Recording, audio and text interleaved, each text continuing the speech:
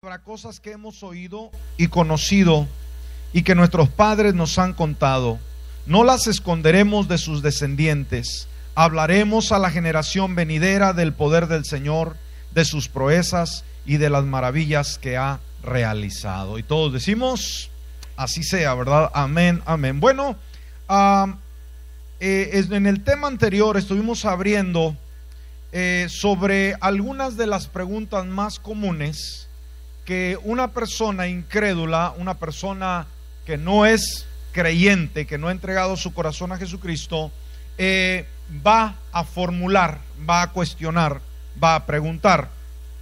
Y es necesario que nosotros sepamos, digo, de entre todas las preguntas que ellos hacen, se han escogido 10 que son muy importantes, no son las únicas, hay muchas más, pero solamente vamos a meditar, analizar sobre estas 10 y vamos, ¿qué podemos contestar a la luz de la palabra del Señor? Y veíamos en primera instancia, en la primera pregunta, ¿qué hay de la gente en la selva o en los lugares remotos que nunca han oído del Señor Jesucristo? Entonces llegábamos a la conclusión que ellos estarán bien en el día del juicio si nunca quebrantaron, nunca violaron la ley de Dios escrita en sus corazones. Amén. Entonces, a veces hay preguntas que se formulan que tratan de ponernos en un aprieto, pero debemos de entender que Dios juzgará a la persona por el haber de alguna manera quebrantado en su conciencia, en su corazón, las leyes de Dios. Recuerde que aunque en el día del Señor, o en el día de hoy, o en el, por ejemplo, Él nos ha hablado a través de la palabra, y como dice la Escritura, en los tiempos que vivimos nos ha hablado por su Hijo, a quien constituyó heredero de todo y por quien Él hizo las cosas. Nos damos cuenta que desde la antigüedad hay un testimonio, aunque tú y yo somos un testimonio el día de hoy al mundo y a la sociedad. Dice uno de los salmos de David: los cielos cuentan la gloria de Dios y el firmamento anuncia la obra de tus manos. Entonces esto es lindo, saber que lo que ha sido creado, lo que vemos con nuestros ojos y aún no podemos ver más allá en las galaxias, en los planetas, en los lugares muy distantes, Dios también los creó. Entonces, de la misma manera debemos de entender que Dios juzgará de acuerdo a la conciencia del individuo. Entonces, la segunda pregunta que contestamos también en el tema anterior: si Dios es un Dios de amor y clemencia, Él nunca mandará a nadie al infierno. Y aquí nos detuvimos, ya no pudimos salir adelante del tema. Entonces veíamos que la persona hace un falso Dios con el cual ella de alguna manera está cómoda. Un Dios, todos buscan un Dios en el cual no les ataque su pecado, no les eche en cara su pecado. Y alguien puede decir: yo creo en Diosito, mas sin embargo vivir a su manera. Y yo creo que mucha gente en el día de hoy quisiera vivir de una manera como se le diera la gana, y total, un día estar con Cristo Jesús. Y no se puede hacer esto, ¿verdad que no? Para nada. Ahora vayamos a la tercera pregunta. Si hay un Dios que nos ama tanto, ¿por qué hay entonces tanto sufrimiento en el mundo? Esa es una buena pregunta que quizás en algún momento de su vida usted la va a escuchar. Alguna persona inconversa se lo va a hacer decir: pero si Dios es amor, dice la Biblia, y ustedes como evangélicos día con día están diciendo que Dios es amor, ¿por qué hay tanto sufrimiento en el mundo? Ahora, aún nosotros como creyentes no nos hemos preguntado todo el sufrimiento que existe en nuestro mundo, en nuestra sociedad. Y vemos que gente inocente está muriendo, está pagando las consecuencias de la crueldad de otros, y decimos: bueno, ¿en qué mundo estamos viviendo? Pero debemos de entender una cosa muy importante: hay marginación, hay pobreza, hay sufrimiento, hay dolor, hay desgracia, y el hombre, la persona, inmediatamente le echa la culpa a Dios de que todas esas calamidades provienen de Él. Pero debemos de entender que mucho de la pobreza, del sufrimiento, de la marginación en el mundo existe por una razón, y no es porque Dios sea cruel, sino por causa del pecado.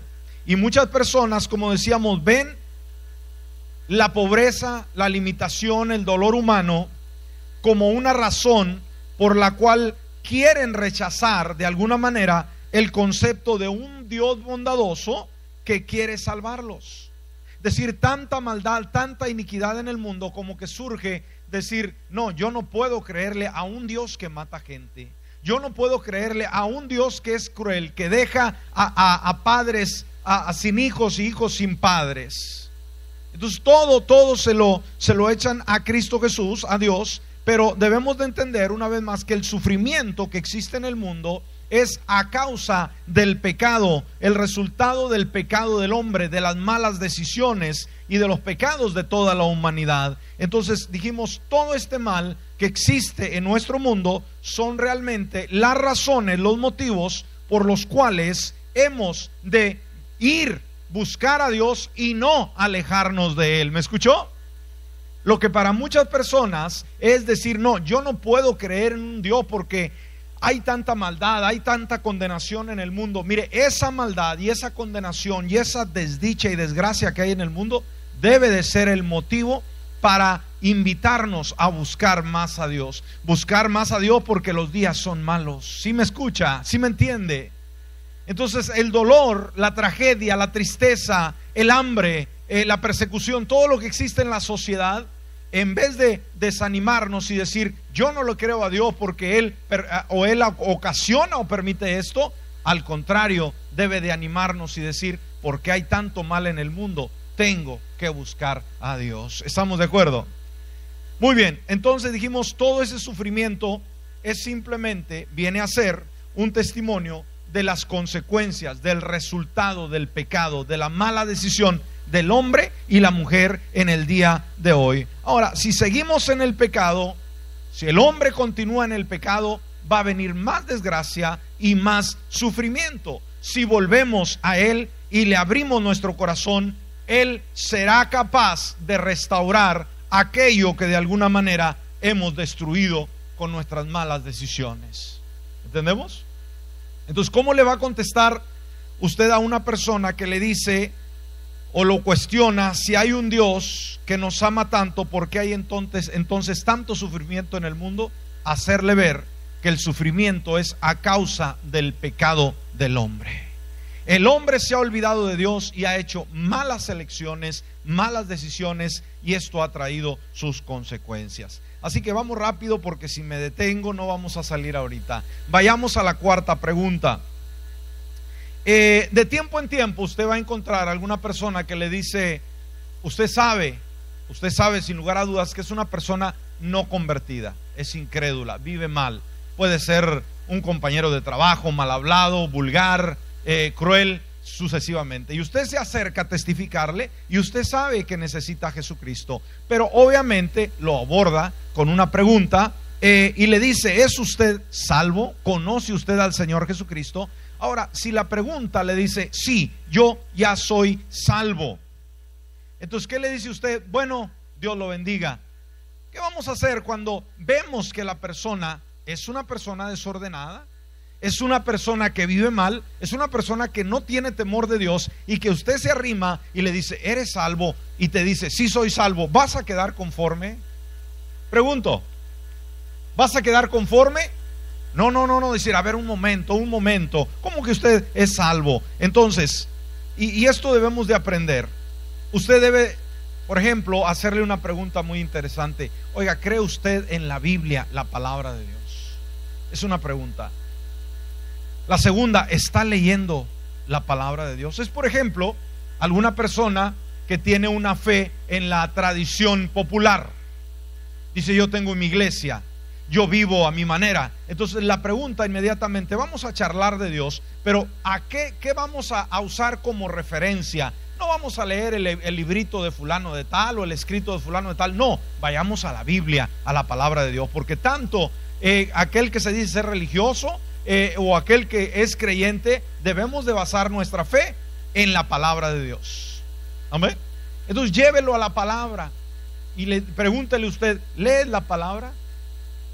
Por ejemplo, usted le ve que a lo mejor es una persona alcohólica, una persona que bebe demasiado. Entonces usted sabe inequívocamente que lo es. Entonces lo lleva y le dice: ¿ha leído usted la palabra, la escritura, lo que dice con relación al alcohol?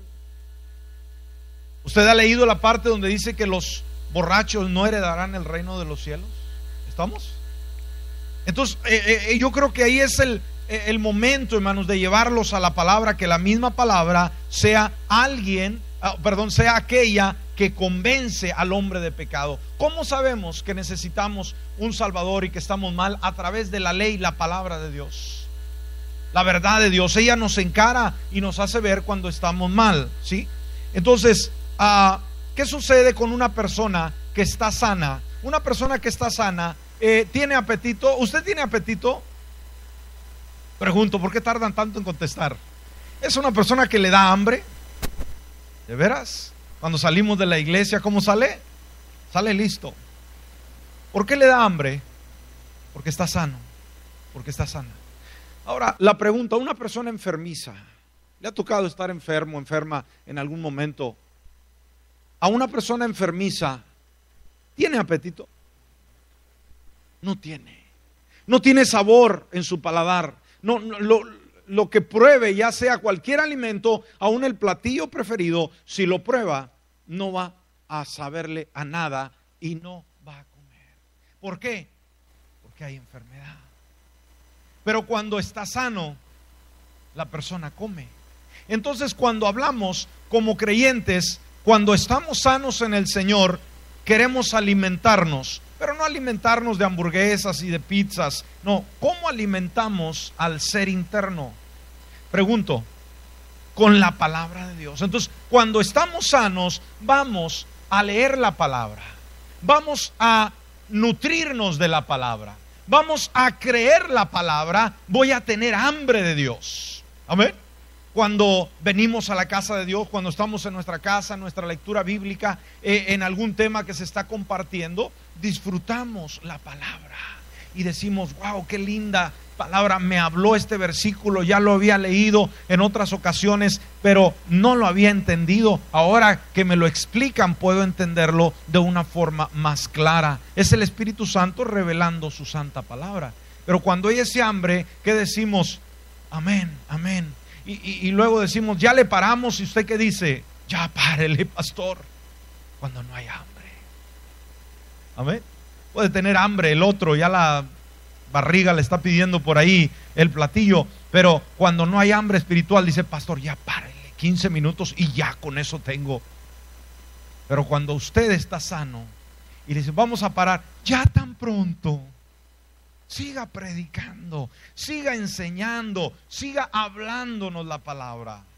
Les decía aquel día, platicaba con un hermano después del servicio y dice: oiga, pastor, ahora en los temas de David, y dice: oiga, pastor, qué sermón tan más tremendo. Oiga, qué tremendo sermón, habló a mi vida de una forma única. Le dije: y discúlpame, hermano, discúlpame, le digo, porque nos extendimos un poco. Y ya, no siga hablando de que se extiende mucho en la palabra, predique la palabra. Nosotros aguantamos. Wow, salí regañado. Amén. Pero me da gusto, ¿verdad? Que malo fuera que decir: pastor, ya párele, ya estamos hartos. Qué vergüenza para mí, ¿no? Y para usted también, porque ya estuviera empachado de la palabra. Amén. Entonces, alguien que está enfermo no se nutre, pero alguien que está sano sí se alimenta. Entonces, de la misma manera es en lo espiritual. Cuando hay hambre de Dios, vamos a estar rumiendo, vamos a estar nutriéndonos de todo aquello que venga, obviamente, de Dios. Entonces, ¿qué es lo que hace la palabra? La palabra convence. ¿Qué hace la palabra? Convence al pecador de su culpabilidad delante de Dios. Entonces no va a querer leerla y no la está leyendo. Alguien que dice que es salvo y que sus hechos muestran lo contrario, que no está sirviendo a Dios, entonces pues simple y sencillamente no está nutriéndose de la palabra y dice que es salvo. ¿Y cuánta gente dice que es salvo? Ahora, ¿es cuestión de decir solamente? No. Si la persona sigue insistiendo que es salvo, adviértale de la realidad que podemos ver, por ejemplo, en Mateo capítulo 7, versículo del 21 al 23. Mire lo que nos dice Mateo capítulo 7, versículo 21 al 23. Y esto, oiga, nos debe dejar a nosotros perplejos, fríos, y debemos de analizar esta palabra claramente, ¿sí? No la dejemos al ahí se va, no la dejemos así nada más, no, pongámosle el debido cuidado. ¿Qué nos dice esta palabra? No todo el que me dice Señor, Señor, entrará en el reino de los cielos. ¡Wow! ¿Cómo es eso? Entonces no nomás de decirle te amo Dios, le cantamos bien bonito, le aplaudimos, pagamos nuestros diezmos, nuestras ofrendas, venimos a la casa de Dios. No, Dios no lo vamos a convencer con un aplauso. A Dios no lo vamos a convencer, hermano, con que vengamos a todos los servicios. Y es bueno venir a todos los servicios, no lo tome a mal. Pero no lo vamos a convencer con ello. Porque Él nos dice, no todo el que me dice Señor, Señor, entrará en el reino de los cielos, sino ahí nos dice cómo o la manera en la cual nosotros somos aprobados delante de Él. Y nos dice, sino el que ¿qué? Hace la voluntad de mi Padre que está en los cielos. Entonces el evangelio no es cuestión de saber, el evangelio es cuestión de hacer. ¿Me escuchó? El evangelio no es cuestión de saber, el evangelio es cuestión de hacer. Vivir de acuerdo a la palabra de Dios, vivir de acuerdo a las normas establecidas por Dios. Y mire, algo que todavía nos pone más preocupados y que no nos debemos dejar ir por cualquier persona. Muchas veces somos manipulados quizás por las personas que puedan tener algún don, habilidad de parte de Dios. ¿Qué es lo que puede suceder cuando una persona es usada tremendamente por Dios? Donde hay sanidades, milagros, maravillas, conversiones y pasan tantas cosas. Bueno, que muchas veces nosotros podemos caer en una situación en la cual ya admiramos a la persona y no dudamos en lo mínimo, no lo pasamos por el filtro, no analizamos los espíritus si son de Dios o el comportamiento. Por eso mucha gente en el día de hoy está siendo manipulada en las iglesias. Personas se están haciendo muy famosas y se están moviendo en un ambiente en el cual controlan el pensamiento de la persona, las acciones de la persona por las manifestaciones que traen. Y tenga mucho cuidado. Usted si ve a una persona, a un hombre de Dios que hace milagros, usted no solamente luego vaya y cáigase de bruces. Usted tiene que comparar ello con la palabra de Dios. ¿Por qué? Porque el Señor nos insta, y aquí en este pasaje nos hace responsables de probar los espíritus si son de Dios. Dice la palabra que Satanás, hermano, es el gran falsificador de Dios, que él imita a Dios e inclusive se viste como un ángel de luz, se disfraza como un ángel de luz. Entonces, los creyentes no debemos de ser personas ignorantes, que cualquier persona puede manipularnos o cualquier persona puede hacernos creer cualquier cosa que está fuera del orden de Dios. Debemos de ver, dice la palabra muy clara, la persona que da un mensaje, la persona que Dios lo usa con milagros, con señales, dice la palabra, por sus frutos lo conoceréis. La persona tiene que ser alguien que ama a Dios, alguien que dirige al pueblo a Dios, alguien que motiva a servir a Dios. Si la persona es una persona difícil, una persona complicada, una persona manipuladora, entonces necesita tener mucho cuidado. Entonces aquí nos dice la palabra, muchos me dirán en aquel día, wow, qué tremendo. Y eso debe ponernos a pensar, ¿no cree usted? Muchos me dirán en aquel día, Señor, Señor. Y ahí está, hermanos, en las habilidades, los dones que Dios le da al hombre y a la mujer. No profetizamos en tu nombre. Hay tanto profeta el día de hoy. Tanto profeta. ¿Sabe? Aquel día platicaba con un pastor y me decía, no, hermano, tenemos que tener cuidado con los profetas. Él invitó a un profeta. Y cuando llegó, ellos tienen la tendencia de decir, usted que está ahí, venga para acá, le voy a dar palabra.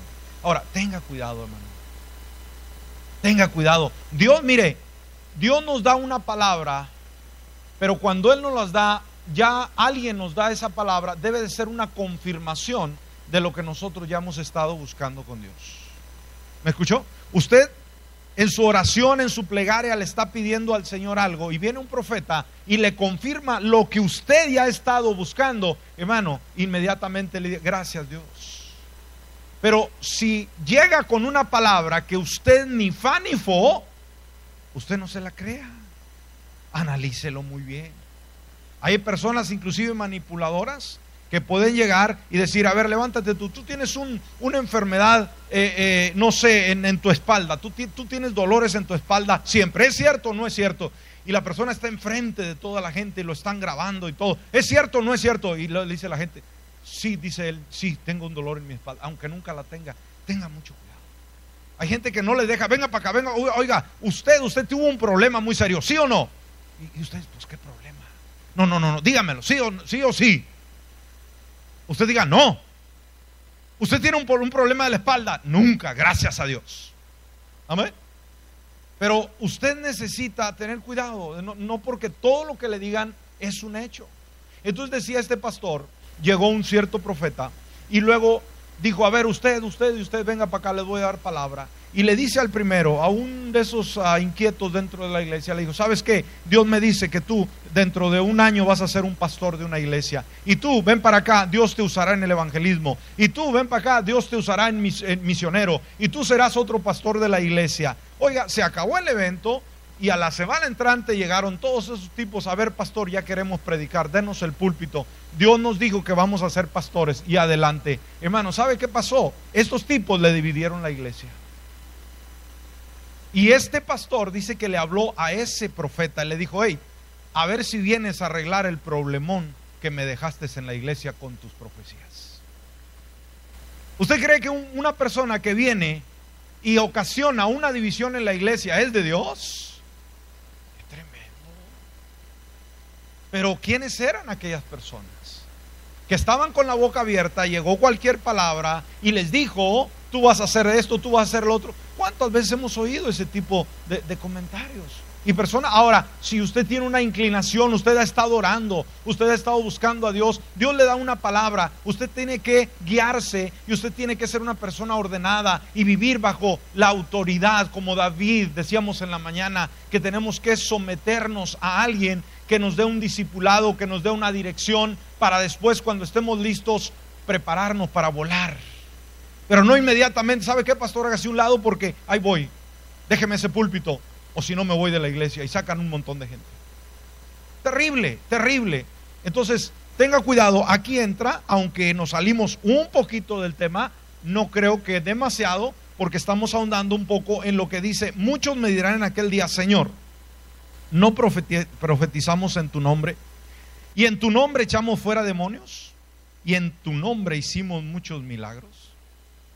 Entonces, el hecho de profetizar, el hecho de echar fuera demonios, el hecho de sanar a los enfermos, el hecho de hacer muchos milagros, ¿es una garantía de que la persona es 100% de Dios, el hombre o la mujer que ejerce ese ministerio? No, y no se deje engañar.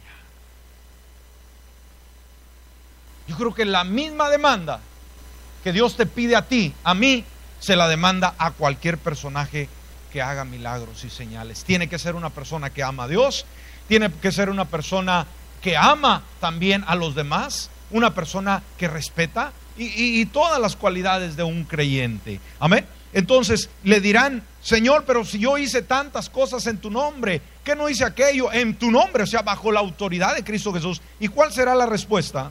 Entonces les declararé, ayúdeme, nunca os conocí, apartados de mí, hacedores de maldad. Wow, y sabe que estos personajes ahorita están dentro de las iglesias evangélicas. Debemos de tener mucho cuidado. Aprenda a conocer las personas. No se deje ir nomás por la facha. Sabe, hay iglesias que nomás porque alguien hace un poquito de ruido o hace un milagro o grita o predica muy enérgicamente, ya sienten que la gloria de Dios cae y que Dios bajó.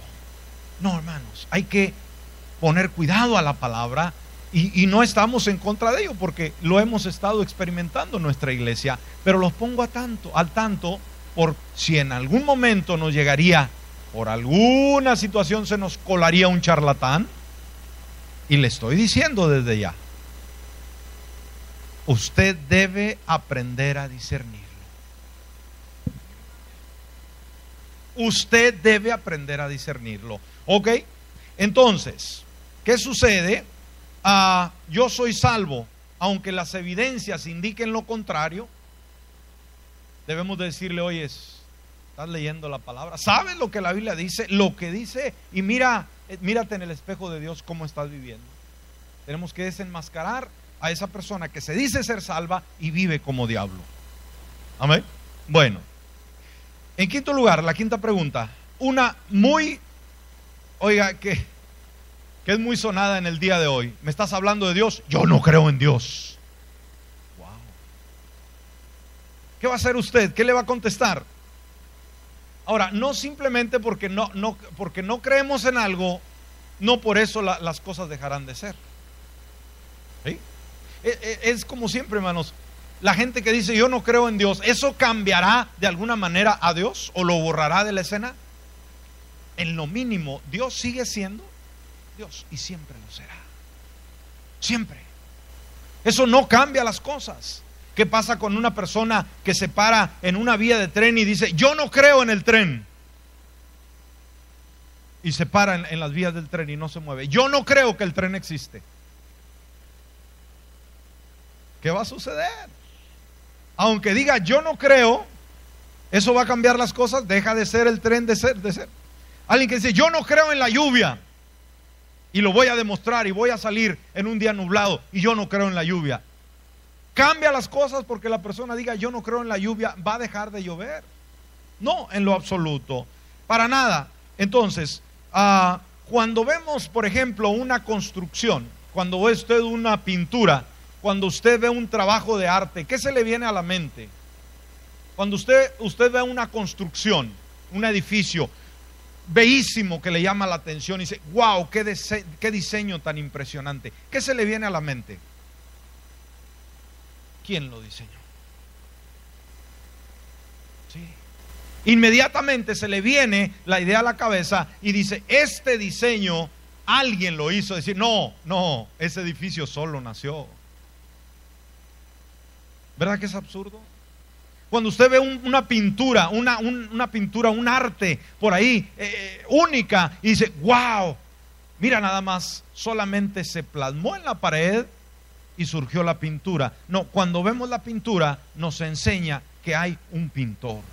Cuando vemos un edificio nos enseña que hay un arquitecto. Y cuando vemos un cielo, una tierra tan linda como la que vemos, ¿qué es lo único que podemos decir?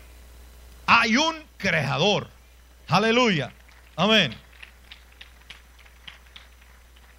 Entonces todo lo hecho tiene un hacedor. Todo lo hecho tiene un hacedor.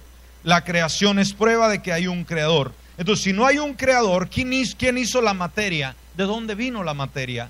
Mire lo que dice Romanos capítulo 1, versículo 20. Aquí nos habla una gran verdad.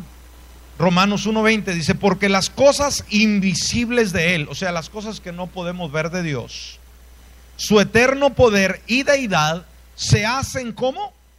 Claramente visibles desde la creación del mundo. Todo lo que Dios es se revela en lo que ahora vemos y no alcanzamos también de alguna manera a ver, siendo entendidas por medio de las cosas hechas, de modo que no tienen excusa. Wow. Si alguien dice Dios no existe, bueno, las cosas creadas, aquello, su eterna deidad, se hacen claramente visibles desde la creación del mundo. Él hizo el mundo, Él creó a ese mundo por su poder y su gloria. Amén. Esto nos dice que cada persona en este mundo debe de saber que hay un creador. Y obviamente debido a la creación. Si vemos una creación, dijimos es que hay un creador. Así que no tenemos que convencer a nadie. Si alguien le dice yo no creo en Dios, usted no tiene que convencerlo. No va usted a lavarle la cabeza con jabón y cuánta cosa para que crea que hay un Dios. No tiene que convencerlo. El hecho, aquí están las pruebas. Amén. De todo lo que vemos. El ateísmo, aquellos que se declaran ateos, es simplemente otro escudo que está detrás del cual el pecador se esconde. ¿Por qué? Porque no quiere reconocer su responsabilidad delante de un Dios que es justo. Algunos dicen, Dios no existe, yo no creo en Dios. ¿Para qué? Lo hacen para escudarse. Vamos rápidamente, deme un poquito de tiempo. La sexta pregunta. Yo no creo que la Biblia sea la palabra de Dios. Fue escrita por los hombres y está llena de errores. Es increíble, hermanos. Mire, hace unos días atrás yo estaba viendo unos videos en YouTube. Y tenga mucho cuidado con lo que gira en YouTube. Gracias a Dios que a través de esos medios puede usted ver muy buenas prédicas, muy buenas enseñanzas, de todo. Pero también cuando digo de todo, también hay mucho peligro. Y encontré dentro, cuando abre uno la lista de videos, aparecía un tipo ahí, un cierto apóstol entre comillas, y alguien lo estaba censurando.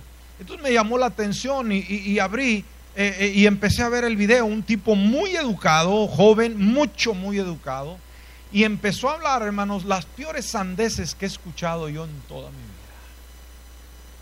Dije, qué tipo tan